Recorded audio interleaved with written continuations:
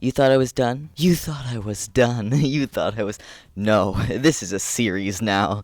Creepypasta is a subgenre of horror popularized in the mid-2000s by most people on the internet, whether it be through MySpace, Facebook, DeviantArt, etc. They're similar to urban legends in the fact that you would copy and paste it and send it to other people, or generally just word of mouth. However, some people are considerably more into creepypasta than other people, to the point of wanting to do things with characters. And as we all know, Rule 34 of the internet, if anything exists, there is of it. So, that being said, today I'm going to be ranking creepypasta characters based on how dateable I think they are.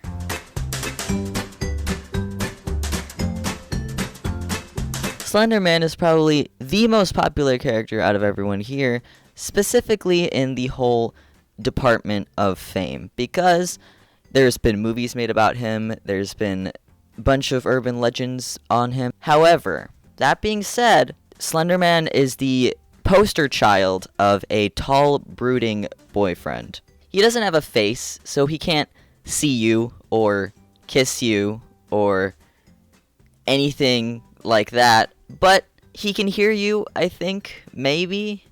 So that's a plus. To some people, height difference is an important thing, and even if you're 6 feet tall, Slenderman is literally 15 feet tall.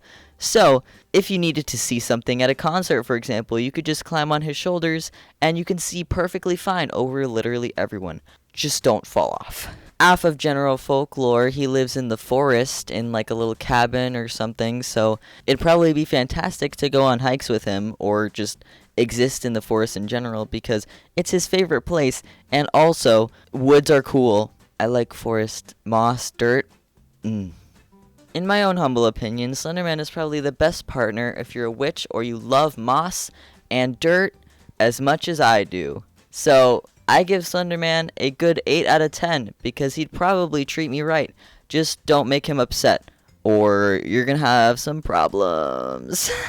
If you want somebody that's hasn't killed anybody, that hasn't done super bad stuff, and just generally a sweetheart, I would recommend Eyeless Jack. The only thing that Eyeless Jack does is sneak into people's houses and steal their kidneys.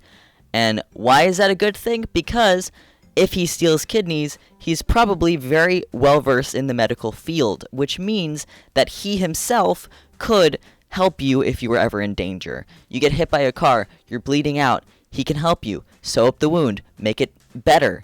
You know, he probably knows his stuff. He usually wears a mask, and the mask is blue with little black holes where the eyes should be, and you don't know what's under the mask. It could be the most gorgeous person you've ever met. It could be literal Prince Charming. You don't know.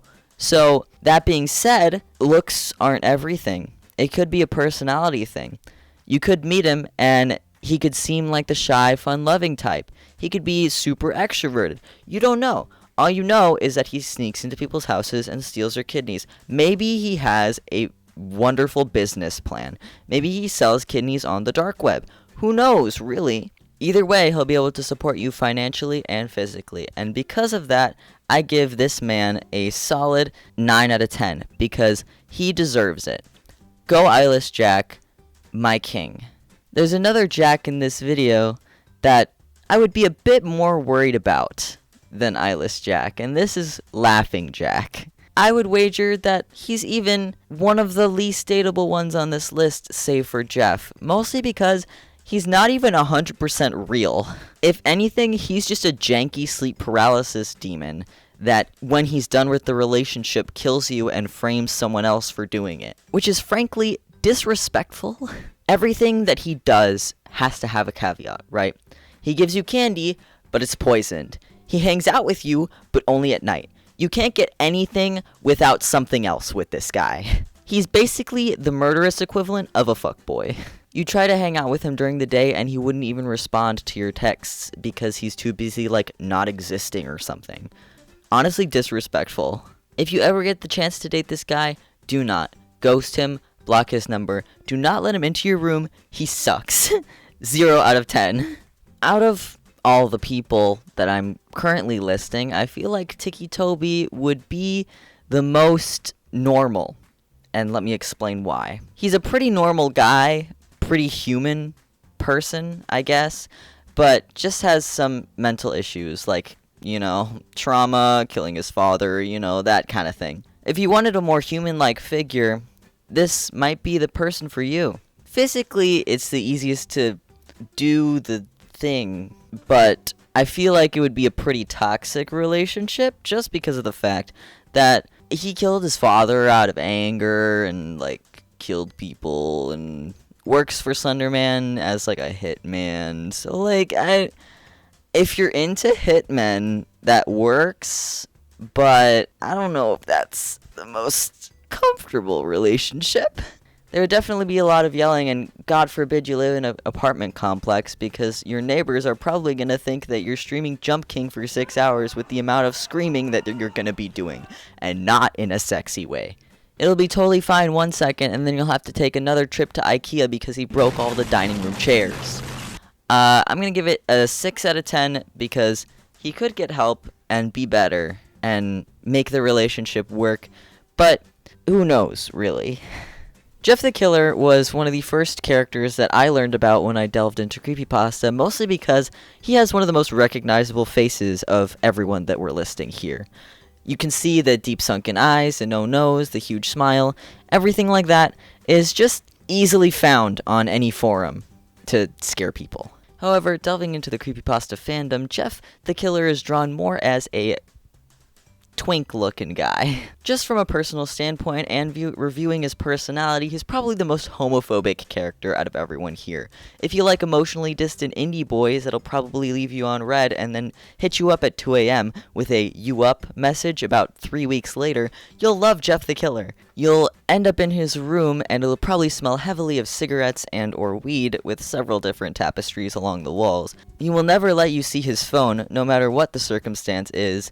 He's probably always going to say that he's not ready for a relationship when you know damn well the "with you" at the end of that statement is silent. You'll try and talk deep with him and he'll blame all of his trauma and unavailability on the fact that he had a relationship about 4 years ago that it lasted about 3 months and caused him all of his issues. In conclusion, Jeff the Killer would be a shitty boyfriend, and if he even commits to you, just know that the relationship is going to be toxic and he's awful. 0 out of 10, fuck Jeff the Killer. Not literally. So, the best one out of the list? Probably Eyeless Jack, because I feel like he'd treat me right and, at most, just steal one of my kidneys, The worst? Probably Jeff the Killer, because he's real, but he sucks. I will only accept criticism in handwritten notes to my P.O. box. Thank you. If you like this video, make sure to leave a like, comment down below which character you would date if you had the chance to. Subscribe if you want to see more of my face, hear more of my voice. Follow my social medias, Instagram, Twitter, Twitch, because I stream on Twitch every Monday, Wednesday, Friday. And as always, you're loved, wanted, and appreciated. I hope you have a good one. Farewell.